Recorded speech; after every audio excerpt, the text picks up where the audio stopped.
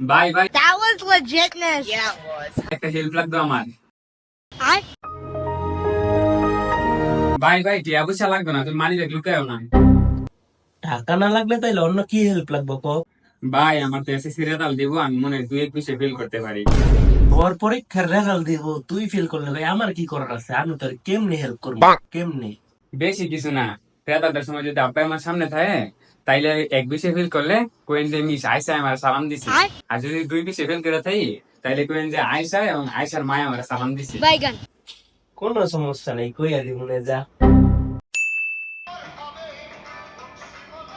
ইমন ইমন ইমন, তোর লগে একটু কথা আছিল, ওইদিকে আইবি?